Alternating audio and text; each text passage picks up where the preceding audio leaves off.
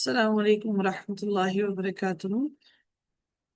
نحمده ونصلي على رسوله الكريم، أما بعد، فأعوذ بالله من الشيطان الرجيم. بسم الله الرحمن الرحيم.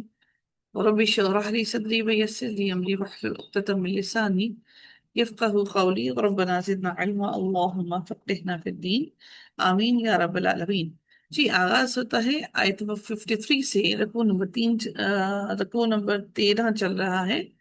اللہ تعالیٰ ارشاد فرماتے ہیں، قل انفقوا طوعا او کرہا لن يتقبل منکم انکم کنتم قوما فاسقین۔ اللہ تعالیٰ فرماتے ہیں کہ منافقوں کے صدقات قبول نہیں کیے جائیں گے۔ تو اللہ تعالیٰ نے اللہ رب العزت نے فرمایا، قل، اے نبی آپ کہہ دیجئے کہ آپ ان منافقوں سے کہہ دیجئے، انفقوا طوعا، تم خوشی سے کرو، خرچ کرو، اللہ تعالیٰ کی اطاعت اور جہاد میں خوشی سے خرچ کرو، یا پھر او کرہن، یا پھر ناخوشی سے خرچ کرو، یا تم ناگواری سے خرچ کرو۔ لن یتقبل منکم، تم سے ہرگز وہ قبول نہ کیا جائے گا۔ اللہ تعالیٰ تمہارے باطل صدقات کو قبول نہیں کرے گا، وہ تمہارے کسی عمل کو بھی قبول کرنے والا ہرگز نہیں ہے۔ تمہارا کفر تمہارے خرچ کی قبولیت کے راستے میں رکاوٹ ہے۔ انکم کنتم، بلا شبہ تم اے منافقو، بے شک تم ایسے لوگ ہو، قوم فاسقین، ہمیشہ سے نافرمان لوگ ہو، اور ہمیشہ سے ہی نافرمان لوگ رہو گے، اور تم اللہ تعالیٰ کی اطاعت کے دائرے میں نہیں ہو، اس لیے اللہ تعالیٰ نے کہہ دیا کہ تمہارے سے کچھ بھی قبول نہیں کیا جائے گا۔ اللہ تعالیٰ نے سورہ معاہدہ میں بھی یہ ارشاد فرمایا، انما یتقبل اللہ من المتقین، اللہ تعالیٰ تو صرف پرہیزگاروں ہی سے قبول کرتا ہے۔ اللہ رب العزت مزید اگلی آیت میں ارشاد فرماتا ہے، وَمَا مَنَعَهُمْ أَن تُقْبَلَ مِنْهُمْ نَفَقَاتُهُمْ إِلَّا أَنَّهُمْ كَفَرُوا بِاللَّهِ وَبِرَسُولِهِ وَلَا يَأْتُونَ الصَّلَاةَ إِلَّا وَهُمْ كُسَالَىٰ وَلَا يُنْفِقُونَ إِلَّا وَهُمْ كَارِهُونَ۔ اللہ تعالیٰ فرماتے ہیں کہ وَمَا مَنَعَهُمْ أَن تُقْبَلَ مِنْهُمْ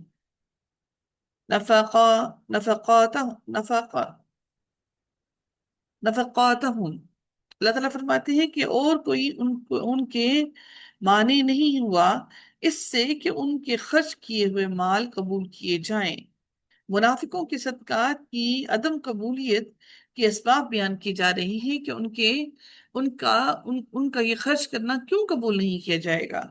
پہلی بات اس لیے بیان کی جا رہی ہے، اس لیے قبول نہیں کیا جائے گا، الا انہم کفروا باللہ و برسولہ، مگر یہ کہ یقیناً انہوں نے اللہ تعالیٰ اور اس کے رسول کے ساتھ کفر کیا۔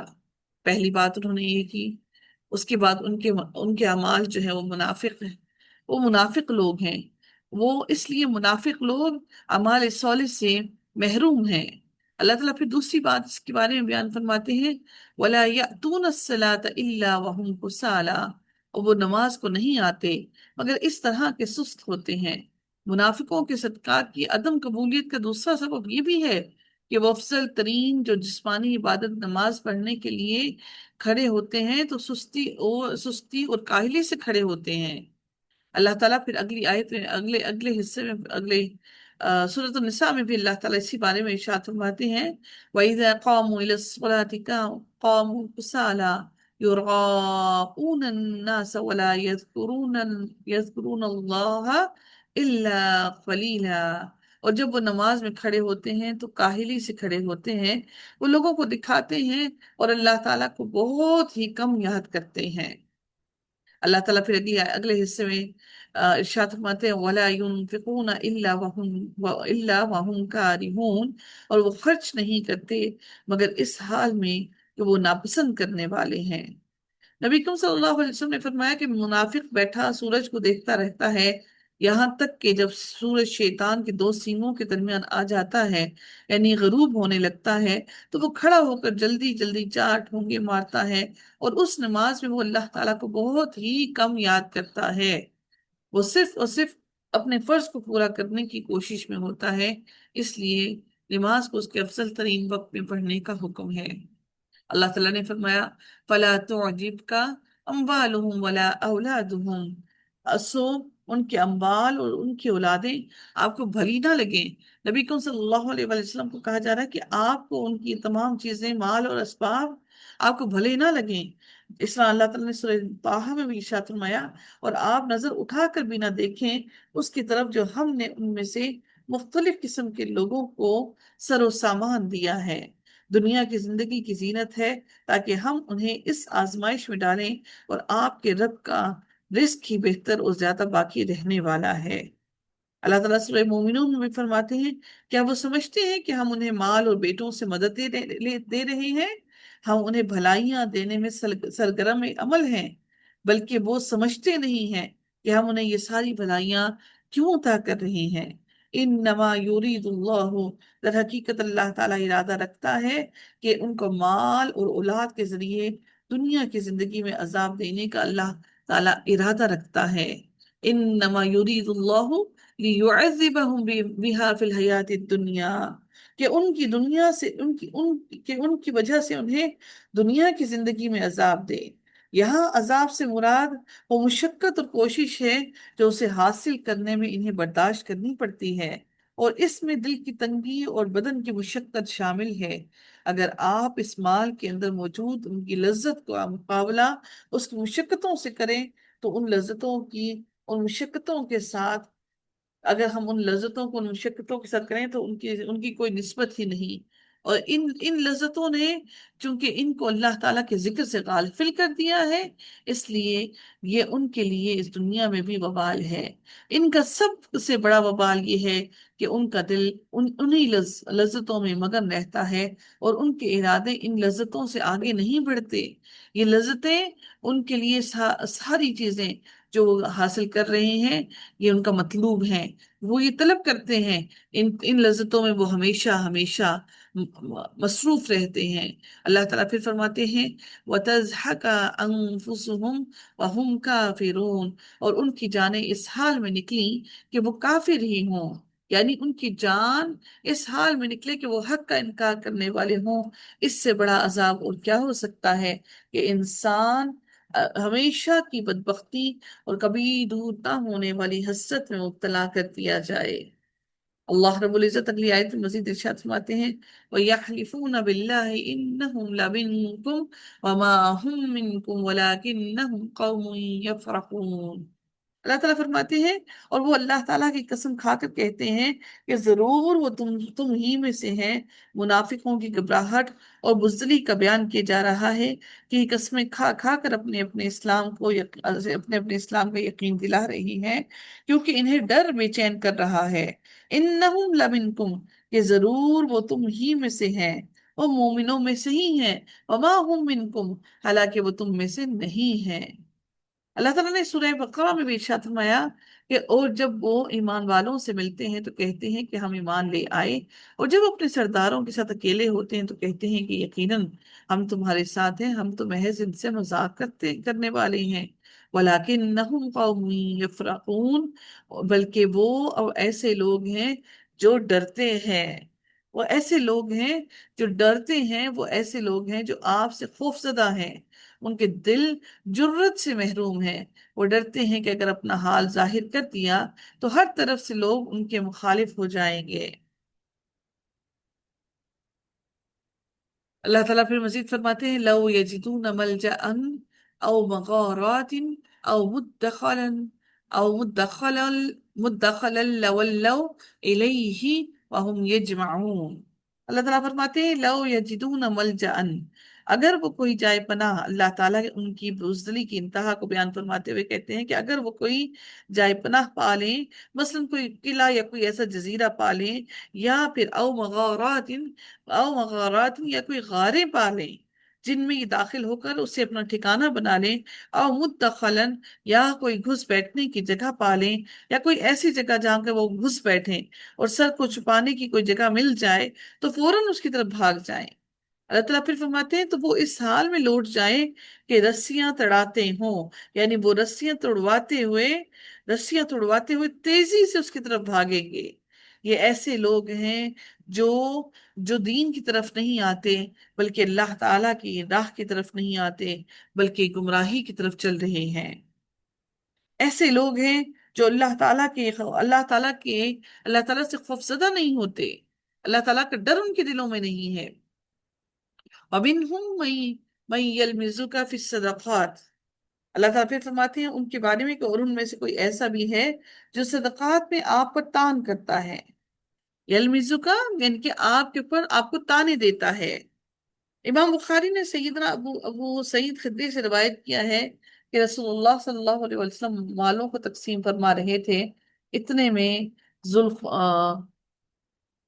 ذوالنحو یسرا آیا اور کہنے لگا انصاف کرو۔ آپ صلی اللہ علیہ وسلم نے فرمایا تیرے لیے ہلاکت ہو، اگر میں انصاف نہ کروں گا تو پھر کون انصاف کرے گا؟ اس پر یہ آیت نازل ہوئی، یعنی ان میں بعض وہ لوگ ہیں جو صدقات کے بارے میں آپ پر تانا کستے ہیں، اور ابن ابی حاتم نے سیدنا جابر سے اسی طرح روایت کیا ہے۔ اللہ تعالیٰ فرماتے ہیں وَمِنْهُمْ مَن يَلْمِزُكَ فِي الصَّدَقَاتِ، اور ان میں سے ایسا بھی ہے جو صدقات پر آپ پر تان کرتا ہے۔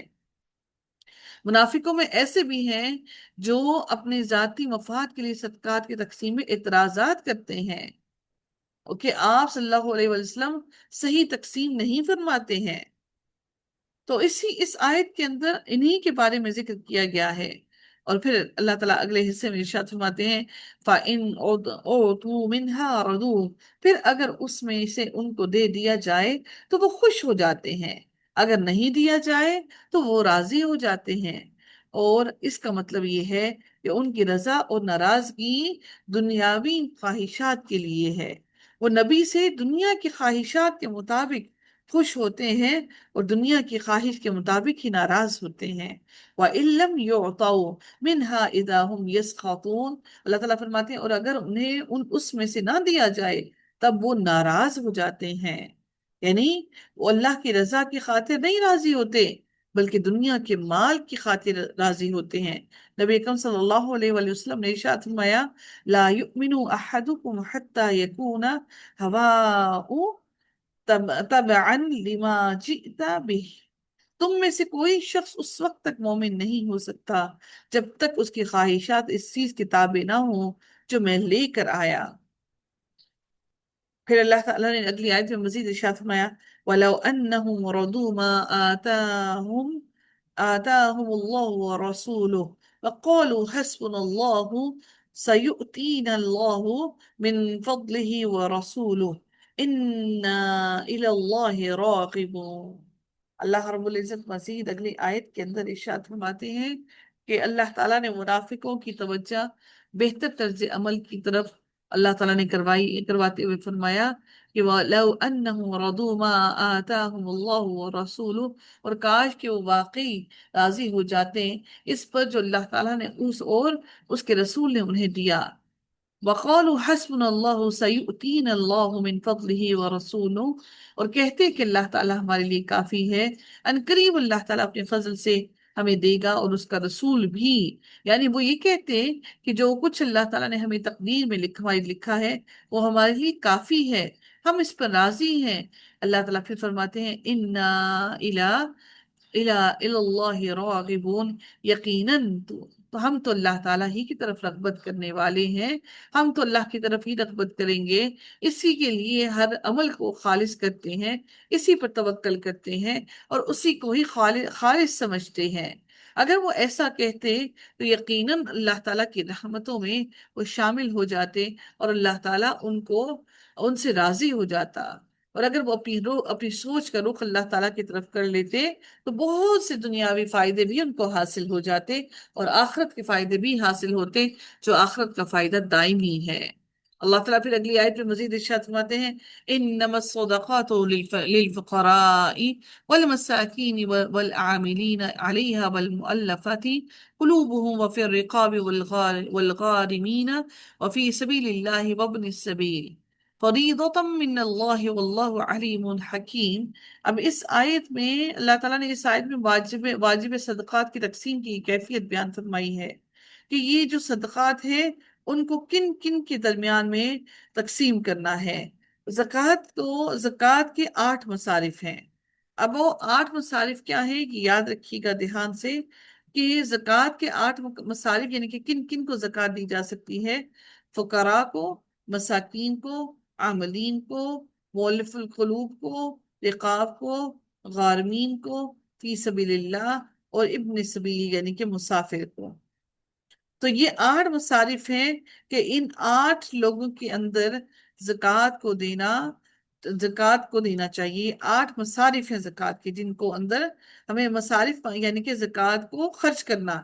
تو اللہ تعالیٰ فرماتے ہیں انما الصدقات للفقراء، بلا شبہ صدقات اور خیرات فقیروں کے لیے ہے، زکوٰۃ فقراء کے لیے ہے۔ فقیر سے مراد ایسا شخص ہے جس کے پاس کچھ بھی نہ ہو، یا صرف اتنا ہو جس سے اس کی ضرورت پوری نہ ہو سکتی ہو، یا پھر ضرورت کے آدھے سے بھی کم ہو۔ سیدہ عبداللہ بن عمر بیان کرتے ہیں کہ رسول اللہ صلی اللہ علیہ وسلم نے فرمایا کہ صدقہ کسی دولت مند یا ایسے شخص کے لیے حلال نہیں جو مالدار، طاقتور اور صحیح سالم ہو، یعنی صحیح سالم بھی ہو، ان میں سے تینوں میں سے کوئی ایک بھی ہو تو اس پر صدقہ نہیں ہے۔ والمساکین، اور مسکینوں یعنی کہ زکوٰۃ مساکین کے لیے ہے۔ مسکین ایسے شخص کو کہتے ہیں جس کے پاس اپنی ضرورت سے نصف یا اس سے زیادہ موجود ہو لیکن اسے کفایت نہ کرتا ہو۔ سیدنا ابو ہریرہ بیان کرتے ہیں کہ رسول اللہ صلی اللہ علیہ وسلم نے فرمایا مسکین وہ نہیں جو لوگوں کے ارد گرد گھومتا پھرتا ہے اور لوگ اسے ایک لقمہ یا 2 لقمے یا 1 کھجور یا 2 کھجوریں دے دیتے ہیں۔ مسکین تو وہ ہے جو غنی نہیں ہے اور نہ اس کے بارے میں عام لوگوں کو علم ہوتا ہے کہ اسے صدقہ دیا جائے، اور نہ وہ خود لوگوں سے کھڑے ہو کر سوال کرتا ہے۔ جو لوگ آپ کے آگے پیچھے گھوم گھوم کر آپ سے مانگتے ہیں وہ مسکین نہیں ہوتے۔ والعاملین علیہا، تیسرا مصرف کیا ہے؟ اور ان پر کام کرنے والوں کے لیے، یعنی زکوٰۃ عاملین کے لیے ہے۔ اس سے مراد وہ لوگ ہیں جو لوگ اسلامی حکومت کی طرف سے زکوٰۃ کی وصولی اور حساب کتاب کے کاموں پر مامور ہیں، یعنی وہ لوگ جو زکوٰۃ کے حوالے سے کسی ذمہ داری کو ادا کر رہے ہیں، مثلا زکوٰۃ وصول کرنے والے، اس کا حساب کتاب کرنے والے، اور اسی معاملے میں یعنی جو اس کی ڈیوٹی کر رہے ہیں تو ان کی تنخواہ بھی اس پیسے سے دینا جائز ہے۔ اور یعنی یہ مصارف میں آتا ہے، ٹھیک ہے، یہ مصارف میں آتا ہے، مصارف زکوٰۃ میں۔ والعاملین، اب آتی ہے بات والمؤلفت قلوبہم، وہ اب یہ چوتھا کیا ہے؟ اور ان کے لیے جن کے دلوں میں الفت ڈالی مقصود ہو، یعنی اس سے مراد وہ لوگ ہیں جن کو اسلام کی طرف راغب کرنا مقصود ہو، جو اسلام میں کمزور ہوں، اور اس میں کئی قسم کے لوگ شامل ہو جاتے ہیں۔ جو لوگ نئے اسلام میں داخل ہوں، انہیں اسلام پر ثابت قدم رکھنا مطلوب ہو تو ان کی مدد زکوٰۃ سے کی جا سکتی ہے۔ مؤلفت القلوب یعنی کہ ان سے مراد جن کی قوم میں ان کی فرمانبرداری کرتی ہو، جن کی قوم ان کی فرمانبرداری کرتی ہو، جن کے اسلام قبول کرنے کی امید ہو، یعنی وہ بھی اسلام قبول انہوں نے نہیں کیا لیکن ان کی امید ہو کہ وہ اگر ہم ان کی مدد کریں گے تو ان کے دل مزید نرم ہو کر وہ اسلام کو قبول کر لیں گے۔ رسول اللہ صلی اللہ علیہ وسلم نے فتح حنین کے موقع پر سیدنا صفوان بن امیہ کو 100 اونٹ دیے، پھر 100 اونٹ پھر 100 اونٹ اور دیے، یعنی 300 اونٹ دیے۔ سیدنا صفوان بن امیہ بیان کرتے ہیں کہ رسول اللہ صلی اللہ علیہ وسلم نے مجھے اتنا اور اتنا اور اتنا مال دیا، حالانکہ آپ صلی اللہ علیہ وسلم میرے نزدیک سب لوگوں سے زیادہ ناپسندیدہ تھے، مگر آپ مجھے مسلسل مال عطا فرماتے رہے، حتیٰ کہ آپ کی ذات گرامی لوگوں میں سے مجھے سب سے زیادہ محبوب ہو گئی۔ اس سے پتہ چلتا ہے کہ نبی اکرم صلی اللہ علیہ وسلم نے لوگوں کو دین کی طرف راغب کرنے کے لیے بہت خرچ کیا، اور پھر رقابی اور گردنوں کی چھڑانے میں، یعنی قیدیوں کو چھڑانے میں بھی زکوٰۃ کو استعمال کیا جانا چاہیے۔ یہ 5واں مصرف ہے زکوٰۃ کا۔ 6واں مصرف کیا ہے؟ والغارمین، اور تاوان بھرنے والوں کے لیے زکوٰۃ، تاوان بھرنے والوں کے لیے بھی، یعنی غارمین سے مراد مقروض لوگ ہیں جن پر ضمانت کا بوجھ ہو۔ مقروض کو زکوٰۃ کی مد سے اتنا مال دیا جائے جس سے اس کا قرض ادا ہو جائے، یہ بھی مصارف زکوٰۃ میں آتے ہیں۔ وفی سبیل اللہ، اور اللہ تعالیٰ کی راہ میں زکوٰۃ فی سبیل اللہ کاموں کے لیے بھی ہے، یعنی جو اللہ تعالیٰ کی راہ میں کام کر رہے ہیں उनके लिए भी ज़कात, उन पर भी वो भी मसारिफ ज़कात में शामिल है। अगला आता है वब्न सबील, आठवां मसरफ क्या है और मुसाफिरों के लिए। इब्न सबील से मुराद मुसाफिर हैं जो अपने वतन से दूर हों, अगरचे कि वो अपने मकाम पर मालदार हों। मुसाफिर वो शख्स है, यानी मकाम यानी कि जहां पर वो रहते थे वहां पर बेशक वो मालदार थे, लेकिन इस वक्त चूंकि वो मुसाफिर हैं, इस वक्त उन्हें ज़कात की जरूरत है। फरीदतम मिन अल्लाह, ये अल्लाह ताला की तरफ से फर्ज है। अल्लाह ताला ने ज़कात को फर्ज करार दिया और ये 8 मसारिफ पूरे पूरे बयान कर दिए। वल्लाहु अलीमुन हकीम, और अल्लाह ताला सब कुछ जानने वाला और कमाल हिकमत वाला है। अल्लाह ताला ज़कात को अदा करवाने से इंसान के नफ्स का तज़किया करवाता है, ज़कात से फर्ज अदा होता है, मोमिन का दिल पाक होता है, उसका बुखल दूर होता है, इंसान ज़कात देकर खुशी पाता है, और माल की हिर्स कम होती है। माल को अल्लाह ताला की रजा के लिए खर्च करना सीखता है। अल्लाह रब्बुल इज्जत ने अगली आयत में इरशाद फरमाया, वमिनहुमुल लज़ीना युज़ूना नबिय्य व यक़ूलूना हुवा उज़ुन। अल्लाह ताला फरमाते हैं कि और उनमें से बाज लोग नबी को ईजा देते हैं। अल्लाह ताला ने वाज़ेह फरमाया कि मुनाफिकों में से बाज ऐसे भी हैं जो नबी के बारे में बातें करके आपको तकलीफ पहुंचाते हैं। पर यकूलून हुआ उज़ुन, और कहते हैं कि वो शख्स कानों का कच्चा है, नाउज़ु बिल्लाह। कि रसूलुल्लाह सल्लल्लाहु अलैहि वसल्लम के बारे में मुनाफिक ये कानों का कहते थे कि वो कानों का कच्चा है। हुआ उज़ुन से मुराद कि वो हर एक की सुनता है, जो कुछ वो कहता है और जो कुछ जो सुनता है उसको सच मान लेता है, और हर एक की बात की तस्दीक करता है। सुनने के लिए कान बतौर आला इस्तेमाल होता है। यहाँ पर मुबालगे के तौर पर उन्होंने ये कहा, हुआ उजुन। ठीक है। अल्लाह ताला फिर मजीद इरशाद फरमाते हैं, कुल कुल उजुनु खैर लकुम, आप कह दीजिए कि वो तुम्हारी भलाई के लिए कानों का कच्चा है। अल्लाह ताला ने नबी सल्लल्लाहु अलैहि वसल्लम के बारे में फरमाया कि आप झूठे उज़र पेश करने वालों के साथ सख्ती नहीं करते, तो ये आपकी आला जरफी है। आप अल्लाह के मां सिवा कबूल नहीं करते थे, खैर और मारूफ को कबूल करते थे, इसलिए रब्बुल इज्जत ने फरमाया कि वो तुम्हारी भलाई के लिए है। युमिनु बिल्लाही, वो अल्लाह ताला पर ईमान लाता है। अल्लाह ताला ने इस बात बारे में वाज़ेह फरमाया है कि आप सल्लल्लाहु अलैहि वसल्लम के दिल में क्या है, आपकी राय क्या है। आपके दिल में अल्लाह ताला का यकीन है, इसीलिए अल्लाह ताला ने फरमाया युमिनु बिल्लाह, वो अल्लाह ताला पर ईमान लाता है। वयुमिनु लिलमुमिनीन, और वो मोमिनों के लिए यकीन रखता है। किस पर यकीन रखता है? मोमिनों पर। और अल्लाह ताला की नबी मोमिनों की बात पर यकीन करते हैं। वो रहमतुल लिल्लज़ीना आमनू मिनकुम, और वो उनके लिए एक रहमत है जो तुम में से ईमान लाए हैं। रसूलुल्लाह सल्लल्लाहु अलैहि वसल्लम उन लोगों के लिए रहमत है जो ईमान लाए, इसलिए कि ईमान वाले ही इस रास्ते पर चलते हैं और आपकी इत्बा करते हैं। अल्लाह ताला फिर मजीद इरशाद फरमाते हैं, वल्लदीना युज़ूना रसूलुल्लाह। अल्लाह ताला फरमाती हैं, और जो लोग अल्लाह ताला की रसूल को अजियत देते हैं, लहुम अज़ाबुन अलीम, उनके लिए अल्लाह ताला ने वाज़ेह फरमा दिया कि उनके लिए दर्दनाक अजाब है। यहलिफून बिल्लाहि लकुम लियुर्दूकुम वल्लाहु व रसूलुहु अहक्कु अन युर्दूहु इन कानू मुमिनीन। मुमिनीन, अल्लाह ताला फरमाते हैं कि वो तुम्हारे लिए अल्लाह की कस्में खाते हैं ताकि तुम्हें खुश करें। मुनाफिक अल्लाह ताला की कस्में खा खा कर खाते हैं ताकि उन्होंने जो ईजा दी है उससे बरी जिम्मा समझे जाएं, उससे ये कि आप उनसे राजी हो जाएं। वाकया ये हुआ था कि मुनाफिकों में से एक शख्स कह रहा था कि हमारे सरदार और रईस बड़े ही अक्लमंद, दाना और तजर्बाकार हैं। अगर मोहम्मद की बातें हक होती तो ये क्या ऐसे बेवकूफ थे कि इन्हें ना मानते।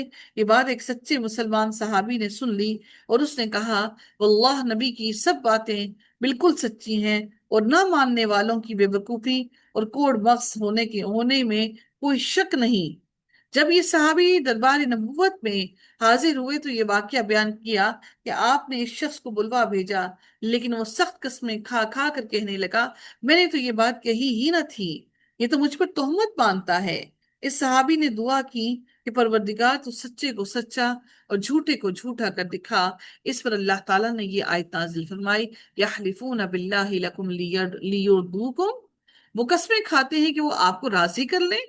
واللہ ورسولہ احق ان یردوہ ان کانوا مؤمنین. اللہ تعالیٰ فرماتے ہیں حالانکہ اللہ تعالیٰ اور اس کا رسول زیادہ حقدار ہیں کہ وہ انہیں خوش کریں اگر وہ ایمان لانے والے ہیں.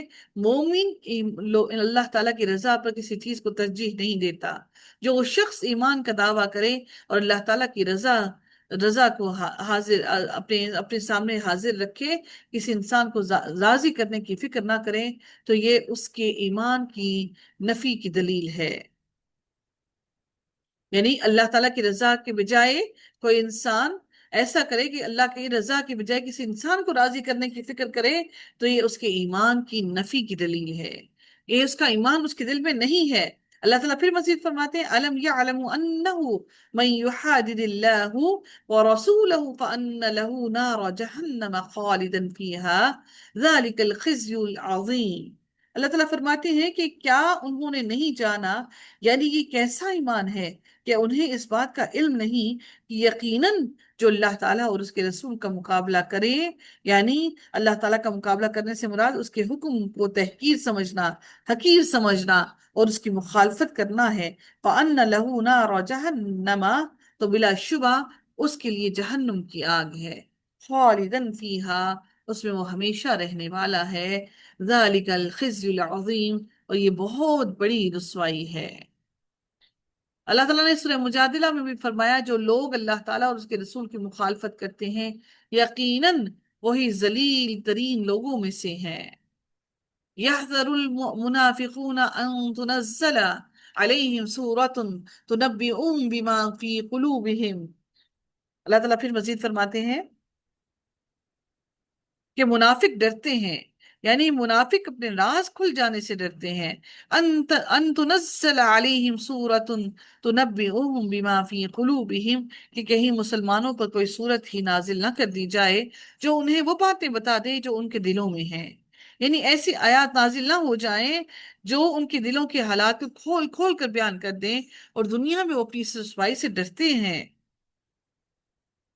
اللہ تعالیٰ پھر فرماتے ہیں اگلے حصے میں آیت کی قُلِ اسْتَهْزِئُوا، آپ کہہ دیں تم مذاق اڑاؤ، یعنی جو کام تم نے کیے ہیں، جو مذاق تم نے اڑایا ہے اسے جاری رکھو.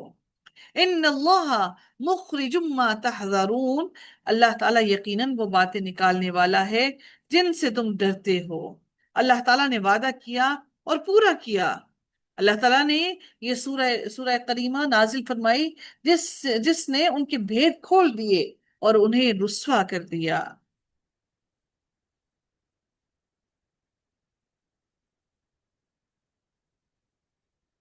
اللہ تعالیٰ مزید ارشاد فرماتے ہیں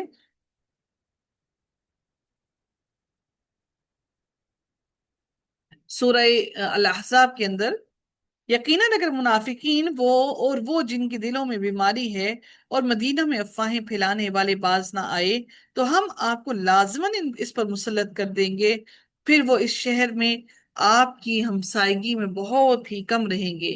لعنت کیے ہوئے ہوں گے جہاں کہیں وہ پائے جائیں گے، پکڑے جائیں گے اور ٹکڑے ٹکڑے کیے جائیں گے. بری طرح ٹکڑے ٹکڑے کیا جانا، ان کو بری طرح ٹکڑے ٹکڑے کر دیا جائے گا. اللہ تعالیٰ پھر اگلی آیت میں مزید ارشاد فرماتے ہیں وَلَئِن سَأَلْتَهُمْ لَيَقُولُنَّ إِنَّمَا كُنَّا نَخُوضُ وَنَلْعَبُ قُلْ أَبِاللَّهِ وَآيَاتِهِ وَرَسُولِهِ كُنْتُمْ تَسْتَهْزِئُونَ. اللہ تعالیٰ فرماتے ہیں کہ یقیناً اگر آپ ان سے پوچھیں تو وہ ضرور کہیں گے کہ در حقیقت بس یوں ہی ہم ہنس بول رہے تھے، ہم دل لگی کر رہے تھے. آپ کہتے ہیں کہ تم اللہ تعالیٰ سے اور اس کی آیات اور اس کے رسول کا مذاق کر رہے تھے. کیا یہ ایسا ہے کہ اللہ تعالیٰ اس قابل تم سمجھتے ہو کہ اللہ تعالیٰ سے تم اللہ تعالیٰ کی باتوں کا تم مذاق اڑاؤ؟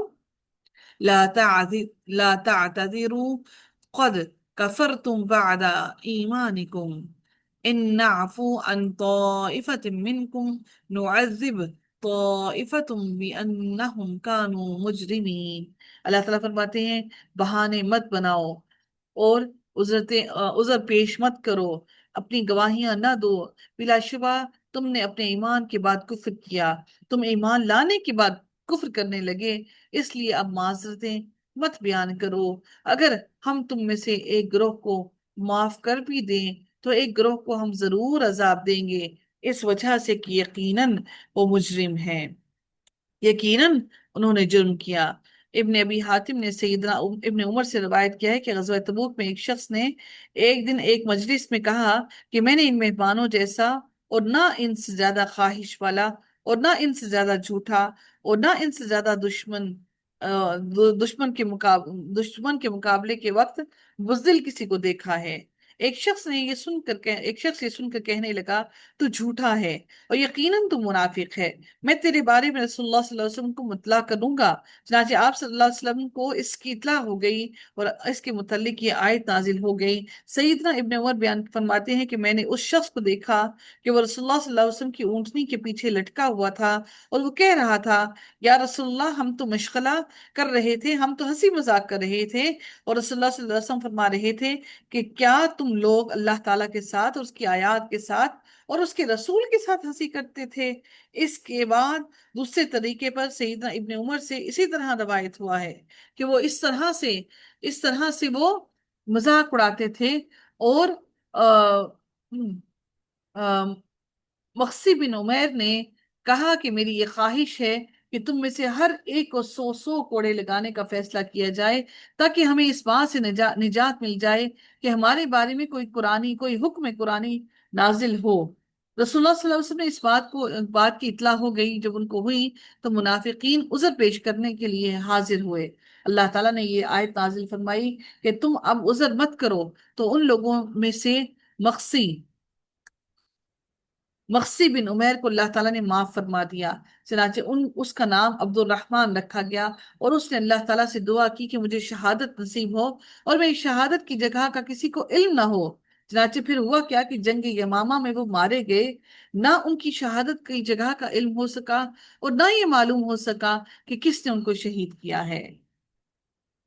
اب ابن جریر نے سیدنا قتادہ سے روایت کیا ہے کہ کچھ منافقین نے غزوہ تبوک میں کہا کہ یہ شخص یعنی نبی اکرم صلی اللہ علیہ وسلم یہ چاہتے ہیں کہ شام کے قلعے اور محلات فتح ہو جائیں، کیسی نازیبا بات ہے۔ اللہ تعالیٰ نے اپنے نبی کو ان کی اس بات پر مطلع کر دیا، ان کو بتا دیا۔ چنانچہ یہ منافقین آپ صلی اللہ علیہ وسلم کی خدمت میں آئے، آپ سے فرمایا تم نے ایسی ایسی بات کی ہے۔ وہ کہنے لگے کہ ہم تو محض صرف ہنسی مذاق کر رہے تھے۔ چنانچہ اس کے بارے میں اللہ تعالیٰ نے یہ آیت نازل کی کہ اللہ تعالیٰ اگر فرماتے ہیں کہ اگر ہم تم میں سے ایک گروہ کو معاف کر بھی دیں، یعنی منافقوں کی توبہ استغفار اور ان کی ندامت کی وجہ سے اگر ہم ان کو معاف کر بھی دیں تو ایک گروہ کو ہم ضرور عذاب دیں گے اس وجہ سے کہ یقیناً وہ مجرم تھے۔ اگر تم میں سے کسی کو معاف کر دیں تو دوسروں کو سزا دیے بغیر نہیں رہ سکتے، کیونکہ وہ مجرم ہیں اور اپنے نفاق پر قائم ہیں۔